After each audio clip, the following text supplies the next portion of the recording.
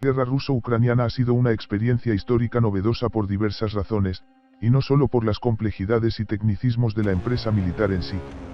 Este se convirtió en el primer conflicto militar convencional que ocurrió en la era de las redes sociales y la cinematografía planetaria, es decir, la presencia ubicua de las cámaras. Esto aportó un barniz, aunque solo un barniz, de inmanencia a la guerra, que durante milenios se había revelado solo a través de las fuerzas mediadoras de las noticias por cable, los periódicos impresos y las estelas de la victoria. Para el eterno optimista, había ventajas en la idea de que una guerra de alta intensidad estuviera programada para ser documentada en miles de vídeos vistos en primera persona. Puramente desde el punto de vista de la curiosidad intelectual, y la prudencia marcial, la avalancha de imágenes de Ucrania ofrece información sobre los sistemas y métodos de armas emergentes y permite un nivel notable de datos a nivel táctico. En lugar de esperar años de angustiosa disección de informes posteriores a la acción para reconstruir los enfrentamientos, somos conscientes casi en tiempo real de los movimientos tácticos. Desafortunadamente, todas las desventajas obvias de transmitir una guerra en vivo en las redes sociales también estaban vigentes. La guerra instantáneamente se volvió sensacionalista y saturada de vídeos falsos, inventados o con subtítulos incorrectos. Repleto de información que la mayoría de la gente simplemente no está preparada para analizar, por razones obvias. El ciudadano medio no tiene mucha experiencia en diferenciar entre dos ejércitos postsoviéticos que utilizan equipos similares y hablan un idioma similar, o incluso el mismo, y pseudopericia. Más abstractamente, la guerra en Ucrania se transformó en un producto de entretenimiento estadounidense, completo con armas maravillosas de celebridades, como Saint Javelin y Mars, referencias que provocan gemidos a la cultura pop estadounidense, visitas de celebridades estadounidenses y voces en off de Luke Skywalker. Todo esto encaja muy naturalmente con la sensibilidad estadounidense. Porque los estadounidenses aparentemente aman a los desamparados, y en particular a los desamparados valientes que superan las adversidades extremas a través de la perseverancia y el coraje. El problema con esta estructura narrativa favorecida es que los desvalidos rara vez ganan las guerras. La mayoría de los conflictos entre pares importantes no tienen la estructura argumental convencional de Hollywood con un punto de inflexión dramático y un cambio de suerte. La mayoría de las veces, las guerras las gana el Estado más poderoso, es decir, el Estado con la capacidad de movilizar y aplicar eficazmente más poder de combate durante un periodo de tiempo más largo. Este ciertamente ha sido el caso en la historia de Estados Unidos, no importa cuánto deseen los estadounidenses reformularse como los desvalidos históricos. Históricamente Estados Unidos ha ganado sus guerras porque ha sido un Estado excepcionalmente poderoso con ventajas irresistibles e innatas sobre sus enemigos. Esto no es nada de que avergonzarse.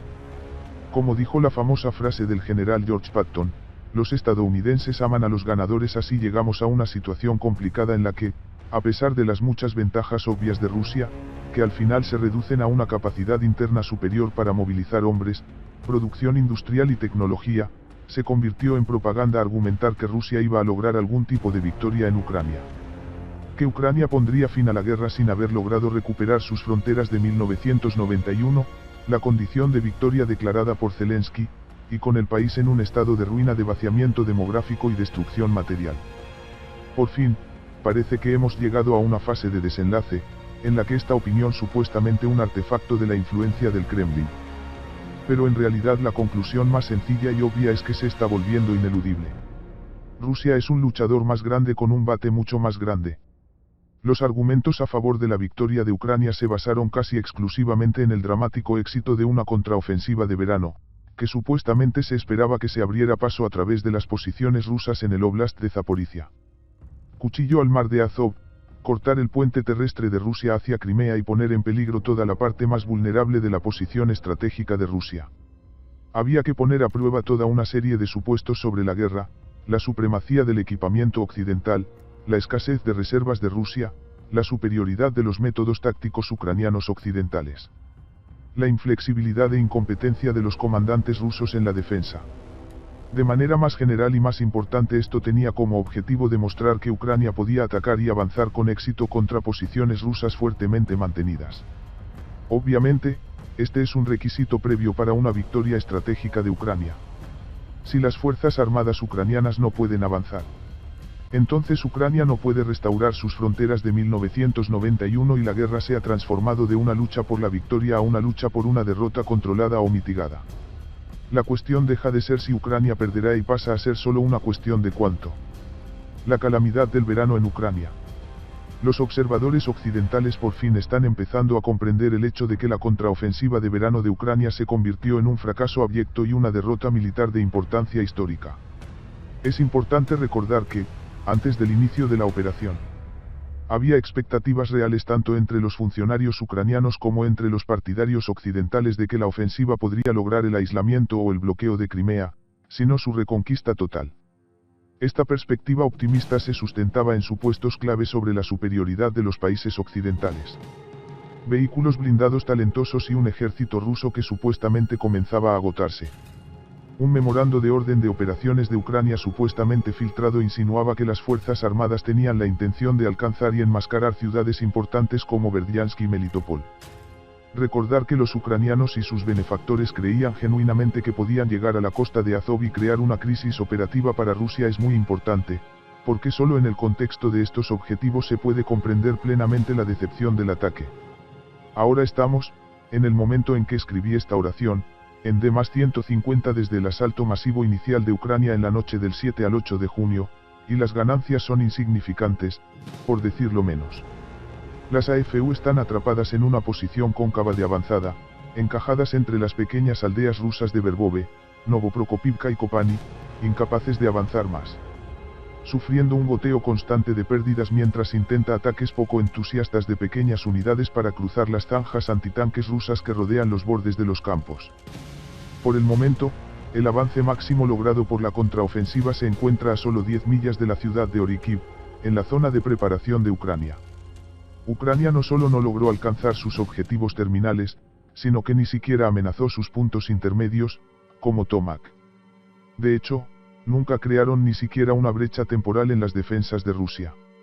En lugar de ello, las AFU lanzaron la mayor parte de los recién formados y equipados 9º y 10º cuerpos contra posiciones fijas de los rusos 58º, 35º y el 36º ejércitos de armas combinadas, quedaron incrustados en la línea de protección exterior y el ataque colapsó después de numerosas bajas a medida que el otoño comenzó a prolongarse sin que se materializaran resultados en el campo de batalla para Ucrania. El proceso de acusaciones comenzó con notable previsibilidad. Surgieron tres líneas de pensamiento distintas, y los observadores occidentales culparon a una supuesta incapacidad ucraniana para implementar tácticas occidentales. Algunos partidos ucranianos respondieron que los blindados occidentales tardaron en llegar, lo que dio tiempo al ejército ruso para fortificar sus posiciones, y otros argumentaron que el problema era que Occidente no proporcionó los aviones y los sistemas de ataque necesarios. Creo que todo esto no tiene sentido o mejor dicho. Todos estos factores son meramente tangenciales al grano. Las diversas figuras ucranianas y occidentales que se señalan con el dedo se parecen bastante a los proverbiales ciegos que describen un elefante. Todas estas quejas: formación insuficiente, calendarios de entrega lentos, escasez de medios aéreos y de ataque, simplemente reflejan el problema más amplio de intentar reunir sobre una base improvisada un ejército completamente nuevo con una mezcolanza de sistemas extranjeros no coincidentes, en un país con activos demográficos e industriales menguantes. Todo eso aparte, las disputas intestinas en el campo ucraniano oscurecen la importancia de los factores tácticos e ignoran el papel muy activo que desempeñaron las fuerzas armadas rusas para frustrar el gran ataque de Ucrania. Si bien es probable que la disección de la batalla continúe durante muchos años, ya se puede enumerar una letanía de razones tácticas para la derrota ucraniana de la siguiente manera. El fracaso de las AFU a la hora de lograr la sorpresa estratégica. A pesar de un esfuerzo ostentoso de la OPSEC y de intentos de operaciones simuladas en la frontera de Belgorod, alrededor de Bakhmut, Staromayorsk y otros lugares, era evidente para todos los involucrados que el objetivo del principal esfuerzo ucraniano sería hacia el litoral de Azov, y específicamente el eje Orikhiv-Tomak. Ucrania atacó precisamente donde se esperaba que lo hiciera. El peligro de la puesta en escena y el enfoque en el siglo XXI.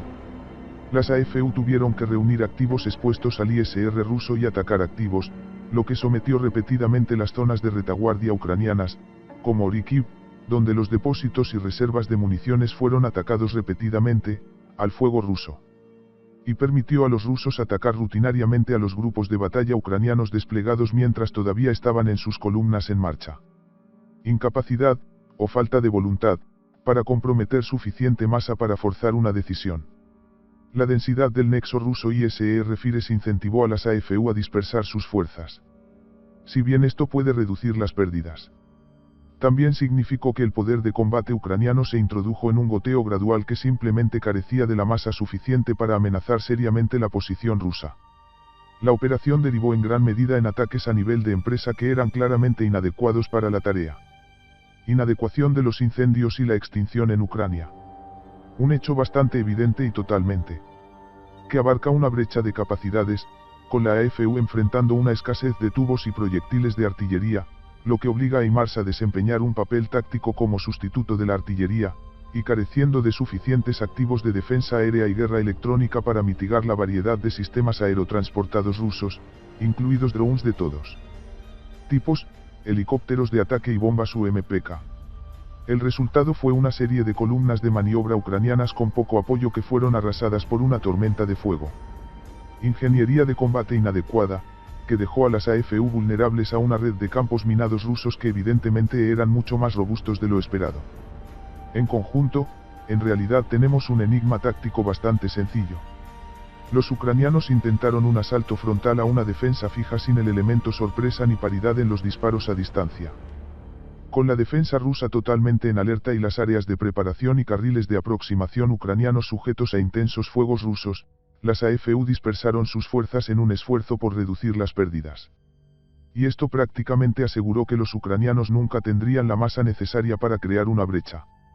Sume todo y obtendrá el verano de 2023, una serie de ataques frustrantes e infructuosos exactamente en el mismo sector de la defensa, desperdiciando lentamente tanto el año como la mejor y última esperanza de Ucrania. El fracaso de la ofensiva de Ucrania tiene ramificaciones sísmicas para la futura conducción de la guerra. Las operaciones de combate siempre ocurren en referencia a los objetivos políticos de Ucrania, que son, para decirlo sin rodeos, ambiciosos. Es importante recordar que el régimen de Kiev ha mantenido desde el principio que no se conformaría con nada menos que el máximo territorial de Ucrania de 1991, lo que implica no solo la recuperación del territorio ocupado por Rusia después de febrero de 2022, pero también la subyugación de las entidades políticas separatistas en Donetsk y Lugansk y la conquista de la Crimea rusa. Los objetivos bélicos de Ucrania siempre han sido defendidos como razonables en Occidente por razones relacionadas con las supuestas sutilezas legales de la guerra, la ilusión occidental de que las fronteras son inmutables y la aparente divinidad trascendente de la Unión Soviética. Fronteras administrativas de la era, que después de todo fueron la fuente de las fronteras de 1991. Independientemente de todas estas cuestiones, lo que los objetivos de guerra de Ucrania implicaban como cuestión práctica era que Ucrania necesitaba capturar territorio ruso de facto antes de la guerra, incluidas 4 ciudades importantes, Donetsk, Lugansk, Sebastopol y Simferopol. Significaba desalojar de algún modo a la flota rusa del Mar Negro de su puerto. Se trataba de una tarea extraordinariamente difícil, mucho más complicada y vasta de lo que nadie quería admitir. El problema obvio, por supuesto, es que, dados los recursos industriales y la reserva demográfica superiores de Rusia, los únicos caminos viables para Ucrania hacia la victoria eran no un colapso político ruso, la falta de voluntad rusa para comprometerse plenamente con el conflicto, o infligir alguna sorprendente derrota asimétrica en el campo de batalla. El ejército ruso. La primera ahora parece claramente una fantasía, con la economía rusa haciendo caso omiso de las sanciones occidentales y la cohesión política del Estado completamente imperturbable, incluso por el golpe de Wagner, y la segunda esperanza se desvaneció en el momento en que Putin anunció la movilización en el otoño de 2022. Eso deja solo el campo de batalla. Por lo tanto, la situación se vuelve muy simple. Si Ucrania no puede avanzar con éxito sobre las posiciones rusas fuertemente mantenidas, no puede ganar la guerra según sus propios términos. Así, dado el colapso de la ofensiva de verano de Ucrania, y muchos otros ejemplos, como la forma en que un ataque ucraniano auxiliar golpeó sin sentido a Bakhmut durante meses, hay una pregunta muy simple que formular. ¿Tendrá Ucrania alguna vez una mejor oportunidad para intentar una ofensiva estratégica?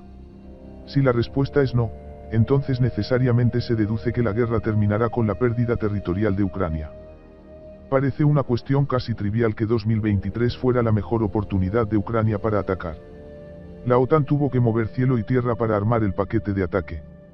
Ucrania no obtendrá otra mejor. No solo para muchos miembros de la OTAN simplemente no queda nada en el establo, sino que... Pero reunir una fuerza mecanizada más grande requeriría que Occidente redoblar sus esfuerzos ante el fracaso. Mientras tanto, Ucrania está perdiendo mano de obra viable, debido a una combinación de un gran número de bajas, una avalancha de emigración a medida que la gente huye de un estado en ruinas y una corrupción endémica que paraliza la eficiencia del aparato de movilización. Sume todo y obtendrá una creciente escasez de mano de obra y una inminente escasez de municiones y equipos. Así es como se ve cuando un ejército se desgasta. Al mismo tiempo que el poder de combate de Ucrania está disminuyendo, el de Rusia está aumentando. El sector industrial ruso ha aumentado drásticamente su producción a pesar de las sanciones occidentales. Lo que lleva a un reconocimiento tardío de que Rusia no se quedará convenientemente sin armas y, de hecho, está cómodamente superando en producción a todo el bloque occidental. El Estado ruso está en el proceso de aumentar radicalmente los gastos de defensa, lo que generará mayores dividendos en poder de combate a medida que pase el tiempo. Mientras tanto, en el frente de la mano de obra, la generación de fuerzas rusas es estable, es decir, no requiere una movilización ampliada, y la repentina comprensión de que el ejército ruso en realidad tiene suficientes reservas dejó a miembros prominentes del comentarista discutiendo entre sí en Twitter. El ejército ruso ahora está preparado para cosechar los beneficios de sus inversiones durante el próximo año. El panorama no es demasiado complicado. El poder de combate de Ucrania está en declive y tiene pocas posibilidades de ser detenido, particularmente ahora que los acontecimientos en el Medio Oriente significan que ya no tiene un derecho indiscutible sobre las acciones occidentales.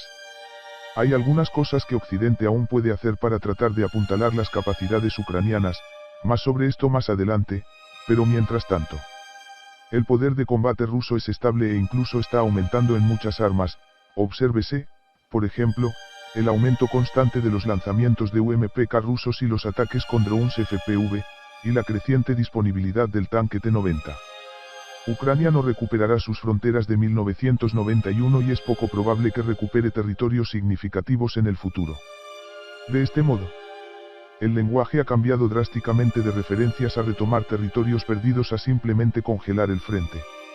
Nada menos que el comandante en jefe Zaluzny ha admitido que la guerra está estancada, una interpretación optimista. Mientras que algunos funcionarios occidentales han comenzado a plantear la idea de que un acuerdo negociado, que necesariamente implicaría reconocer la pérdida de territorios controlados por Rusia, puede ser el mejor camino para Ucrania. Esto no implica que la guerra esté llegando a su fin. Zelensky sigue oponiéndose rotundamente a las negociaciones.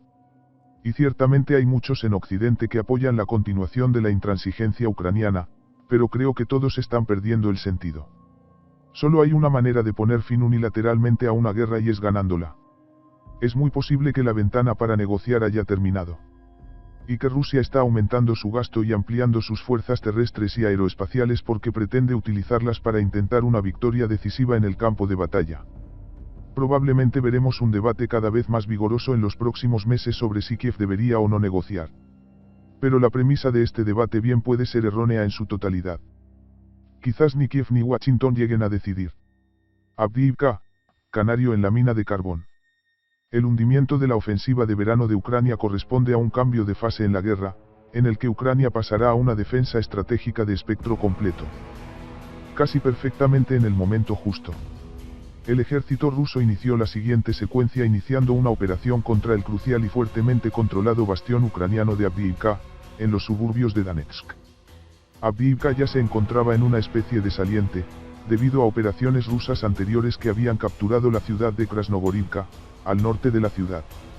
Durante el mes de octubre, las fuerzas rusas lanzaron un gran asalto desde estas posiciones y capturaron con éxito una de las características clave del terreno en el área, un alto montículo de subproductos mineros desechados, un montón de escombros, que domina directamente el ferrocarril principal hacia Avdiivka.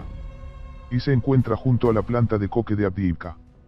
Al momento de escribir este artículo, la situación se ve así. La operación Avdiivka generó casi de inmediato un ciclo familiar de fatalidad e histrionismo, y muchos se prepararon para comparar el ataque con el fallido asalto de Rusia a Ugledar el invierno pasado. A pesar del éxito de la captura rusa del vertedero, junto con las posiciones a lo largo del ferrocarril, la esfera ucraniana estaba satisfecha, afirmando que los rusos están sufriendo pérdidas catastróficas en su asalto a Avdiivka. Sin embargo, creo que esto no se sostiene por varias razones. En primer lugar, la premisa en sí misma no parece ser cierta. Esta guerra está siendo documentada con entusiasmo en tiempo real, lo que significa que podemos comprobar en realidad un fuerte aumento de las pérdidas rusas en los datos tabulados. Para esto, prefiero consultar con Wolfspating y su proyecto de seguimiento de pérdidas de equipos rusos. Si bien tienen una orientación abiertamente pro-ucraniana, solo rastrean las pérdidas rusas y no las ucranianas. Creo que son más confiables y razonables que Oryx, y su metodología de seguimiento es ciertamente más transparente. Es importante una nota rápida sobre sus datos. En primer lugar, es incorrecto centrarse demasiado en las fechas precisas que atribuyen a las pérdidas. Esto se debe a que las fechas registradas corresponden a la fecha en que se fotografían las pérdidas por primera vez, que puede ser o no el mismo día en que se destruye el vehículo. Cuando registran la fecha de un vehículo destruido, solo registran la fecha en que se tomó la fotografía. Por lo tanto, es razonable señalar un error potencial de unos pocos días en la datación de las pérdidas. Esto simplemente no se puede evitar. Además, como cualquier otra persona, tienen la capacidad de identificar erróneamente o contar accidentalmente vehículos filmados desde diferentes ángulos. Todo eso es para decir. No es útil empantanarse demasiado mirando grupos y fotografías de pérdidas específicas, pero observar las tendencias en su seguimiento de pérdidas es muy útil. Si Rusia realmente estuviera perdiendo una cantidad excesiva de equipo en un asalto de un mes, esperaríamos ver un aumento, o al menos un aumento modesto en las pérdidas. De hecho, eso no es evidente en los datos de pérdidas. La tasa de quema general de Rusia desde el verano de 2022 hasta ahora asciende a aproximadamente 8,4 activos de maniobra por día. Sin embargo, las pérdidas para el otoño de 2023, que incluye el asalto a Avdiivka, son en realidad ligeramente inferiores, 7,3 por día. Hay algunos lotes de pérdidas que corresponden a las secuelas de las agresiones, pero no son anormalmente grandes, hecho que puede comprobarse fácilmente haciendo referencia a la serie temporal de pérdidas. Los datos muestran un modesto aumento desde el verano de este año, 6,8 por día, hasta el otoño, 7,3, lo que corresponde a un cambio de una postura defensiva a una postura ofensiva. Pero simplemente no hay nada en los datos aquí que sugiera una elevación anormal en las tasas de pérdidas rusas. En general, los datos de pérdidas sugieren un ataque de alta intensidad, pero las pérdidas en general son menores que en otros periodos en los que Rusia ha estado a la ofensiva. También podemos aplicar el mismo marco analítico básico a las pérdidas de personal. Mediazona. Un medio de comunicación disidente ruso antiputinista, ha estado siguiendo diligentemente las víctimas rusas a través de obituarios, anuncios funerarios y publicaciones en las redes sociales. He aquí que ellos, al igual que Warspotting.ua, no han logrado registrar un aumento desmesurado en las pérdidas rusas durante el otoño hasta el momento. Ahora, sería una tontería negar que Rusia perdió vehículos blindados o que atacar no genera costos. Se está librando una batalla y los vehículos se destruyen en las batallas. Esa no es la cuestión aquí. La cuestión es si el ataque a Avdiivka ha provocado un aumento insostenible o anormal de las pérdidas rusas. Y, sencillamente, no hay nada en los datos de pérdidas rastreados que sugiera esto. Por lo tanto, el argumento de que las fuerzas rusas están siendo destripadas en Avdiivka simplemente no parece respaldado por la información disponible, y hasta ahora las pérdidas diarias registradas durante el otoño son simplemente inferiores al promedio del año anterior. Además, la fijación por las pérdidas rusas puede llevar a uno a olvidar que las fuerzas ucranianas también están muy devoradas, y de hecho tenemos vídeos de la 110ª Brigada Ucraniana, la formación principal que ancla la defensa de Avdiivka, quejándose de que han sufrido pérdidas insostenibles. Todo era de esperarse con una batalla de alta intensidad en marcha. Los rusos atacaron con fuerza y sufrieron pérdidas proporcionales, pero valió la pena. Necesitamos pensar en ese asalto ruso inicial en el contexto del espacio de batalla de Avdiivka. Avdiivka es bastante singular porque toda la ciudad y el ferrocarril que va hacia ella se asientan sobre una colina elevada, con la ciudad ahora rodeada por tres lados. Las líneas logísticas ucranianas restantes discurren a lo largo del suelo de una cuenca de humedal al oeste de la ciudad, el único corredor que permanece abierto. Rusia ahora tiene una posición en las alturas dominantes que dan directamente a la cuenca y están en proceso de expandir su posición a lo largo de la cresta. De hecho, contrariamente a la afirmación de que el asalto ruso fracasó con numerosas bajas, los rusos continúan expandiendo su zona de control hacia el oeste del ferrocarril, ya han traspasado las afueras de Stepove y están avanzando hacia la red de trincheras fortificadas en el sureste de Avdiivka. Ahora bien, llegados a este punto probablemente sea racional querer comparar la situación con la de Bakhmut, pero las fuerzas de las AFU en Avdiivka se encuentran en realidad en una posición mucho más peligrosa. Se habló mucho del llamado control de fuego durante la batalla por Bakhmut, y algunos insinuaron que Rusia podría aislar la ciudad simplemente disparando artillería a las arterias de suministro. No hace falta decir que esto no funcionó del todo. Ucrania perdió muchos vehículos en la carretera de entrada y salida de Bakhmut, pero el corredor permaneció abierto aunque peligroso hasta el final. En Avdiivka, sin embargo, Rusia tendrá una línea de visión directa de ATGM, en lugar de vigilancia de artillería irregular, sobre el corredor de suministro en el suelo de la cuenca. Esta es una situación mucho más peligrosa para las AFU, tanto porque Avdiivka tiene la característica inusual de una única cresta dominante en la columna vertebral del espacio de batalla, como porque las dimensiones son más pequeñas. Todo el corredor de suministro ucraniano aquí discurre a lo largo de un puñado de carreteras en una brecha de 4 kilómetros. Claramente, el control del vertedero y de la línea ferroviaria es de suma importancia, por lo que el ejército ruso desplegó una importante fuerza de asalto para asegurar la captura de sus objetivos clave. Atacar el montón de desechos requirió además exponer las columnas de ataque rusas al fuego ucraniano perpendicular, atacando a través de un terreno bien vigilado. En breve, esto implicó muchos de los problemas tácticos que plagaron a los ucranianos durante el verano. Los vínculos modernos entre ISR y fuego hacen que sea muy difícil organizar y desplegar fuerzas con éxito sin incurrir en pérdidas. Sin embargo, a diferencia de los ucranianos, los rusos dedicaron suficiente masa como para crear una bola de nieve irreversible en el ataque a las alturas dominantes. Y los incendios ucranianos fueron insuficientes para obstaculizar el asalto. Ahora que los tienen, los rusos recuperarán las pérdidas cuando los ucranianos intenten contraatacar. De hecho, esto ya ha comenzado, y UA Warspotin registró una fuerte caída en las pérdidas de equipos rusos durante las últimas 3 semanas. Esto establece el patrón de la operación. Un asalto masivo temprano para capturar posiciones clave que pusieran a los rusos en control del espacio de batalla. Los rusos lograron forzar una decisión desde el principio al comprometerse con su ataque con un nivel de violencia y generación de fuerza que le faltaba a la AFU durante todo el verano. Vale la pena exprimir el jugo. Más al punto. Los ucranianos saben claramente que están en problemas. Ya han comenzado a enviar activos de primer nivel al área para comenzar a contraatacar contra la posición rusa en la cresta, y ya hay Bradleys y Leopards ardiendo alrededor de Avdiivka y en las áreas de preparación ucranianas en la retaguardia. Ahora existe el mismo problema básico que resultó tan insuperable en el verano: las fuerzas ucranianas que contraatacan, desplegadas a más de 10 kilómetros en la retaguardia, más allá de Ocheretine, se enfrentan a líneas de aproximación largas y bien vigiladas que las exponen a los disparos rusos. La 47ª Brigada Mecanizada de Ucrania ya ha perdido vehículos blindados tanto en sus áreas de preparación como en contraataques fallidos contra posiciones rusas alrededor de Stepove.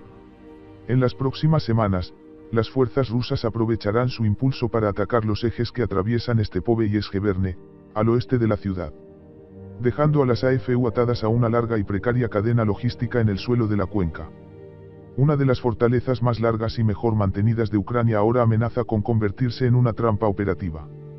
No espero que Avdiivka caiga en cuestión de semanas, salvo un colapso imprevisto e improbable de la defensa ucraniana. Pero ahora es cuestión de tiempo y los meses de invierno probablemente traerán un debilitamiento constante de la posición ucraniana aquí. Mantener el poder de combate de las AFU en la ciudad será particularmente difícil, con la logística de mosquitos ucraniana, en referencia a su costumbre de transportar suministros con camionetas, furgonetas y otros pequeños vehículos civiles, luchando por el suelo de una cuenca fangosa bajo la atenta mirada de los drones rusos FPV y el fuego directo. Las AFU se verán obligadas a intentar mantener una defensa a nivel de brigada haciendo circular vehículos pequeños a través de una zona batida. Si los rusos logran capturar la planta de Koke, el juego terminará mucho antes. Pero los ucranianos lo saben y harán de la defensa de la planta una prioridad preeminente, pero aún así, es solo cuestión de tiempo, y una vez que Avdiivka caiga, los ucranianos no tendrán un lugar sólido para anclar su defensa hasta que caigan todos. El camino de regreso al río Bocha. Este es un proceso que debería desarrollarse durante el invierno y eso plantea la pregunta, si Ucrania no pudo retener a Bakhmut, y el tiempo demuestra que no puede retener a Avdiivka, ¿dónde podrá retener? Y si Ucrania no puede atacar con éxito, ¿por qué luchan? Una defensa fallida solo cuenta como una acción dilatoria si tienes algo que esperar. Agotamiento estratégico. La guerra en Ucrania está ahora en transición para entrar en su tercera fase. La primera fase, desde el inicio de las hostilidades en febrero de 2022 hasta el otoño de ese año, se caracterizó por una trayectoria de agotamiento de la capacidad autóctona ucraniana por las operaciones de la limitada fuerza rusa inicial. Si bien las fuerzas rusas degradaron o agotaron con éxito muchos aspectos de la maquinaria de guerra ucraniana de antes de la guerra, elementos como las comunicaciones, las reservas de interceptors de defensa aérea y el parque de artillería. La estrategia rusa inicial fracasó debido a errores de cálculo críticos relacionados tanto con la voluntad de Ucrania de librar una guerra larga como con la disposición de la OTAN para respaldar el material ucraniano y proporcionar capacidades críticas de ISR y de mando y control. Ahora que los rusos se enfrentan a una guerra mucho mayor de lo previsto, y con una generación de fuerzas totalmente inadecuada para la tarea, la guerra adquirió el carácter de desgaste industrial a medida que avanzaba hacia la segunda fase. Esta fase se caracterizó por los intentos rusos de acortar y corregir la línea del frente, creando densas fortificaciones y encerrando fuerzas en duras batallas posicionales. Esta fase, en términos más generales, se trataba de los ucranianos intentando explotar y los rusos soportando un periodo de iniciativa estratégica ucraniana a medida que Rusia avanzaba hacia una posición de guerra más expansiva, expandiendo la producción de armamentos y aumentando la generación de fuerzas a través de la movilización. En esencia, Ucrania se enfrentó a un grave dilema estratégico desde el momento en que el presidente Putin anunció la movilización de reservas en septiembre de 2022. La decisión rusa de movilizarse fue una señal de facto de que aceptaba la nueva lógica estratégica de una guerra más larga de desgaste industrial, una guerra en que Rusia disfrutaría de numerosas ventajas, incluyendo una reserva mucho mayor de mano de obra, una capacidad industrial muy superior, producción local de armamento de enfrentamiento, vehículos blindados y proyectiles, una planta industrial fuera del alcance de los ataques ucranianos sistemáticos y autonomía estratégica. Sin embargo, todas estas son ventajas sistémicas y de largo plazo. Sin embargo, a corto plazo, Ucrania disfrutó de una breve ventana de iniciativa sobre el terreno. Esta ventana, sin embargo, se desperdició con el fallido asalto de verano a las defensas de Rusia en el sur, y la segunda fase de la guerra termina junto con el avance de las AFU en la costa de Azov. Y así llegamos a la tercera fase, caracterizada por tres condiciones importantes. El poder de combate ruso aumenta constantemente como resultado de las inversiones realizadas durante el año anterior. Agotamiento de la iniciativa ucraniana sobre el terreno y creciente autocanibalización de los activos de las AFU. Agotamiento estratégico en la OTAN. El primer punto es relativamente trivial de comprender y ha sido confesado libremente por las autoridades occidentales y ucranianas. Ahora es bien sabido que las sanciones no lograron hacer mella significativa en la producción de armamento rusa y, de hecho, la disponibilidad de sistemas críticos está creciendo rápidamente como resultado de inversiones estratégicas en líneas de producción nuevas y ampliadas. Sin embargo, podemos enumerar algunos ejemplos de esto. Uno de los elementos clave de la expansión de las capacidades rusas ha sido la mejora tanto cualitativa como cuantitativa de los nuevos sistemas de enfrentamiento. Rusia ha lanzado con éxito la producción en masa del Drahan Shahab-Geran de origen iraní y tiene una fábrica adicional en construcción. La producción de la munición merodeadora Lancet ha aumentado exponencialmente y ahora se están utilizando una variedad de variantes mejoradas, con guía superior, alcance efectivo y capacidades de enjambre. La producción rusa de drones FPV ha aumentado significativamente y los operadores ucranianos ahora temen una creciente ventaja rusa. Las adaptaciones de los planeadores guiados UMPK se han modificado para acomodar gran parte del arsenal ruso de bombas de gravedad. Todo esto habla de un ejército ruso con una capacidad cada vez mayor para lanzar explosivos de alta potencia en mayor número y precisión contra el personal, el equipo y las instalaciones de las AFU. Mientras tanto, en el terreno, la producción de tanques sigue aumentando, y las sanciones tienen poco impacto aparente en la disponibilidad de blindados rusos. En contraste con las predicciones anteriores de que Rusia comenzaría a raspar el fondo del barril, sacando tanques cada vez más viejos del almacenamiento. Las fuerzas rusas en Ucrania están desplegando tanques más nuevos, con el T-90 apareciendo en el campo de batalla en mayor número. Y, a pesar de las repetitivas predicciones occidentales de que sería necesaria una nueva oleada de movilización ante las supuestas bajas horribles, el Ministerio de Defensa ruso ha dicho con seguridad que sus reservas de personal son estables, y un portavoz de la inteligencia militar ucraniana dijo recientemente que creen que hay más de 400.000 tropas rusas en el teatro de operaciones, a las que se suman las importantes reservas que quedan en Rusia. Mientras tanto, es probable que las fuerzas ucranianas se vuelvan cada vez más autocanibalizadoras. Esto ocurre en múltiples niveles, como motivo de una fuerza estratégicamente agotada. En el nivel estratégico, la canibalización ocurre cuando se queman activos estratégicos en nombre de exigencias de corto plazo. En el nivel táctico, se produce un proceso de degradación similar cuando las formaciones permanecen en combate durante demasiado tiempo y comienzan a debilitarse mientras intentan tareas de combate para las que ya no están preparadas. Probablemente estés poniendo los ojos en blanco ante ese párrafo. Y es comprensible. Está muy jerga y pido disculpas por ello. Sin embargo, podemos ver un ejemplo concreto de cómo lucen ambas formas de autocanibalización, estratégica y táctica, desde una misma unidad, la 47ª Brigada Mecanizada. El 47º estaba previsto hace mucho tiempo para convertirse en uno de los principales activos de la contraofensiva de Ucrania. Entrenado, lo mejor que el tiempo lo permitió, según los estándares de la OTAN y con acceso privilegiado a equipos occidentales de alta gama como el tanque Leopard 2A6 y el Bradley IFV. Esta brigada fue preparada meticulosamente y ampliamente publicitada como la punta de lanza mortal para Ucrania. Sin embargo, un verano de ataques frustrantes y fallidos contra la línea Zaporizhia de Rusia dejó a la brigada con graves pérdidas, poder de combate degradado y luchas internas entre los oficiales. Lo que siguió debería generar señales de alerta. Primero, a principios de octubre se informó que el 47º tenía un nuevo comandante. Con el cambio impulsado por demandas desde arriba de que la brigada continuara sus esfuerzos de ataque.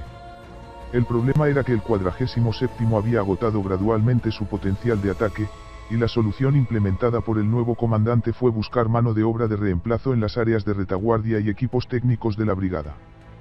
Como dice el informe Militariland. Como afirman los soldados de la unidad de misiles antitanque de Magura en un vídeo ahora eliminado, el mando de la brigada se niega a admitir que la brigada perdió su potencial ofensivo. En cambio, el comando envía equipos de mortero, francotiradores, equipos de artillería, básicamente todo lo que tiene disponible al frente como infantería de asalto. Este es un ejemplo clásico de autocontrol táctico. Canibalización, en la que una pérdida de poder de combate amenaza con acelerarse a medida que los elementos auxiliares y técnicos de la unidad se queman en un intento de compensar las pérdidas. Sin embargo, el 47º también ha sido canibalizado a nivel estratégico. Cuando comenzó el asalto ruso alrededor de Avdiivka, la respuesta ucraniana fue sacar al 47º del frente de Zaporizhia y enviarlo a Avdiivka para contraatacar. En este momento, la defensa ucraniana depende de la 110ª Brigada, que lleva casi un año sin apoyo en Avdiivka, y de la 47ª, que ya estaba degradado tras meses de continuas operaciones ofensivas en el sur. Esto es canibalización estratégica, tomar uno de los principales activos del establo y lanzarlo, sin descanso ni reacondicionamiento alguno, directamente al combate como una exigencia defensiva. De este modo, tienes a la 47ª Brigada siendo canibalizada a nivel interno, quemándose mientras intenta tareas de combate para las que ya no está equipada adecuadamente, y a nivel estratégico, con las AFU destruyéndolo en una defensa posicional alrededor de Avdiivka en lugar de rotarlo para descansar y reacondicionarlo para destinarlo a futuras operaciones ofensivas. Un informe reciente con entrevistas al personal del 47º pintó un panorama terrible. La brigada había perdido más del 30% de su personal durante el verano y sus obuses están racionados a solo 15 proyectiles por día. Los morteros rusos, dicen, tienen una ventaja de 8-1. La situación se puede comparar vagamente con una persona en crisis, que se desgasta biológica y emocionalmente por la falta de sueño y el estrés, al mismo tiempo que quema sus bienes, vendiendo su automóvil y otras posesiones críticas para pagar necesidades inmediatas como alimentos y medicinas. Esta es una forma insostenible de vivir. Y no puede evitar la catástrofe indefinidamente. Los rusos están haciendo todo lo posible para fomentar este proceso, reactivando metódicamente operaciones de ataque en todo el frente, incluyendo no solo Avdiivka sino también Bakhmut y Kupiansk. En un programa intencional de fijación diseñado para mantener los activos ucranianos en combate después de agotarse durante el verano. El 47 es emblemático de esto, atacó durante todo el verano para inmediatamente verse obligado a defender en el Donbass. Como dijo un socio mío, lo último que quieres hacer después de correr un maratón es comenzar un sprint. Y aquí es donde se encuentran los ucranianos después de perder la iniciativa estratégica en octubre. Sin embargo, no es solo Ucrania la que enfrenta un agotamiento estratégico. Estados Unidos y el bloque de la OTAN se encuentran en una situación similar. Toda la estrategia estadounidense en Ucrania ha llegado a un callejón sin salida. La lógica de la guerra por poderes radicaba en suposiciones sobre un diferencial de costos, que Estados Unidos podría obstaculizar a Rusia por centavos de dólar, abasteciendo a Ucrania con sus excedentes de inventarios mientras estrangulaba la economía rusa con sanciones. Las sanciones no solo no han logrado paralizar a Rusia, pero el enfoque estadounidense sobre el terreno ha fracasado. La contraofensiva de Ucrania fracasó espectacularmente, y la mermada fuerza terrestre ucraniana ahora debe idear una defensa estratégica de espectro completo contra la creciente generación de fuerzas rusas. El dilema estratégico básico para Occidente, entonces, es cómo salir de un callejón sin salida estratégico. La OTAN ha llegado al límite de lo que puede darle a Ucrania con sus excedentes. En lo que respecta a los proyectiles de artillería, el elemento tótem de esta guerra, por ejemplo, los aliados de la OTAN han admitido abiertamente que se han agotado más o menos, mientras que Estados Unidos se ha visto obligado a redirigir los envíos de proyectiles de Ucrania a Israel. Una admisión tácita de que no hay suficientes disponibles para ambos. Mientras tanto, la nueva producción de proyectiles está retrasada tanto en Estados Unidos como en Europa. Ante una enorme inversión rusa en producción de defensa y el enorme aumento posterior de las capacidades rusas, no está claro cómo puede proceder Estados Unidos. Una posibilidad es el todo. Que requeriría una reestructuración industrial y una movilización económica de facto, pero no está claro cómo podría lograrse esto dado el lamentable estado tanto de la base industrial occidental como de sus finanzas. En efecto, hay señales inequívocas de que sacar de su profundo congelamiento la fabricación de armas occidentales será enormemente costoso y logísticamente desafiante. Los nuevos contratos demuestran un aumento de costes exorbitante. Por ejemplo, un pedido reciente de Rheinmetall ascendió a $3.500 por proyectil. Un aumento sorprendente si se tiene en cuenta que tan recientemente como 2021 el ejército de EU podía adquirirlo a tan solo $820 por proyectil. No es de extrañar que el jefe del Comité Militar de la OTAN se quejara de que los precios más altos están frustrando los esfuerzos por acumular reservas. Mientras tanto, la producción se ve limitada por la falta de trabajadores calificados y de máquinas herramienta. Ir todo contra Ucrania requeriría un nivel vertiginoso de reestructuración económica y movilización que las poblaciones occidentales probablemente encontrarían intolerable y confuso. Una segunda opción es congelar el conflicto presionando a Ucrania para que negocie. Esto ya lo han abordado en público funcionarios estadounidenses y europeos. Y fue recibido con críticas mixtas. En conjunto, esto parece bastante improbable. Las oportunidades de negociar el fin del conflicto fueron rechazadas en múltiples ocasiones. Desde la perspectiva rusa, Occidente optó deliberadamente por intensificar el conflicto y ahora querría retirarse después de que Rusia respondiera con su movilización. No está claro entonces por qué Putin estaría dispuesto a dejar que Ucrania se salga con la suya ahora que las inversiones militares rusas están empezando a dar frutos y el ejército ruso tiene la posibilidad real de quedarse con el Donbass y más. Aún más preocupante, sin embargo, es la intransigencia ucraniana. Lo que parece destinado a sacrificar más hombres valientes que intenten prolongar el control de Kiev sobre territorios que no pueden conservarse indefinidamente. En esencia, Estados Unidos, y sus satélites europeos, tienen 4 opciones, ninguna de las cuales es buena. Comprometerse a una movilización económica para aumentar sustancialmente las entregas de materiales a Ucrania. Continuar con el actual goteo de apoyo a Ucrania y ver cómo sufre una derrota progresiva y lenta. Poner fin al apoyo a Ucrania y ver cómo sufre una derrota más rápida y totalizadora. Intento de congelar el conflicto con negociaciones. Esta es una fórmula clásica para la parálisis estratégica. Y el resultado más probable es que Estados Unidos incumpla su actual curso de acción, apoyando a Ucrania en un nivel mínimo acorde con los límites financieros e industriales vigentes, manteniendo a la AFU en el terreno pero, en última instancia, superada en innumerables dimensiones por el ascenso de Rusia. Capacidades. Y esto, en definitiva, nos devuelve al punto de partida. No existe ningún arma maravillosa, ningún truco genial, ningún dispositivo operativo que pueda salvar a Ucrania. No hay puerto de escape en la estrella de la muerte. Solo existe el frío cálculo de incendios masivos en el tiempo y el espacio. Incluso los éxitos aislados de Ucrania solo sirven para enfatizar la enorme disparidad de capacidades. Por ejemplo, cuando las AFU utilizan misiles occidentales para atacar barcos rusos en dique seco, esto solo es posible porque Rusia tiene una armada. Los rusos, por el contrario, tienen un amplio arsenal de misiles antibuque que no utilizan porque Ucrania no tiene marina. Si bien el espectáculo de un ataque exitoso a un barco ruso genera buenas relaciones públicas, solo revela la asimetría en los activos y no hace nada para mejorar el problema fundamental de Ucrania, que es el constante desgaste y destrucción de sus fuerzas terrestres en el Donbas. A medida que 2024 traerá una erosión constante de la posición ucraniana en el Donbas, aislamiento y liquidación de fortalezas periféricas como Avdiivka. Un avance doble sobre Konstantinivka, un saliente cada vez más grave alrededor de Ugledar a medida que los rusos avanzan sobre Kurakove, Ucrania se encontrará en una situación cada vez más insostenible, con los socios occidentales cuestionando la lógica de canalizar sus limitados arsenales de armas hacia un estado destrozado. En el siglo III. Durante la era de los Tres Reinos de China, después de que la dinastía Han se extinguiera en un estado trifurcado a principios de los años 200, había un famoso general y funcionario llamado Sima Yi. Si bien no se cita con tanta frecuencia como el más conocido Sansa, a Sima Yi se le atribuye un aforismo conciso que es mejor que cualquier otro en el arte de la guerra. Sima Yi expresó la esencia de hacer la guerra de la siguiente manera. En asuntos militares hay 5 puntos esenciales. Si puedes atacar, debes atacar. Si no puedes atacar, debes defender. Si no puedes defenderte, debes huir.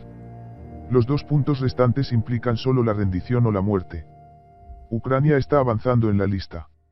Los acontecimientos del verano demostraron que no puede atacar con éxito posiciones rusas fuertemente mantenidas.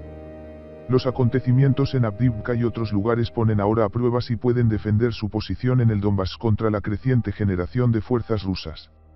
Si no superan esta prueba, será hora de huir, rendirse o morir. Así son las cosas cuando llega el momento de rendir cuentas.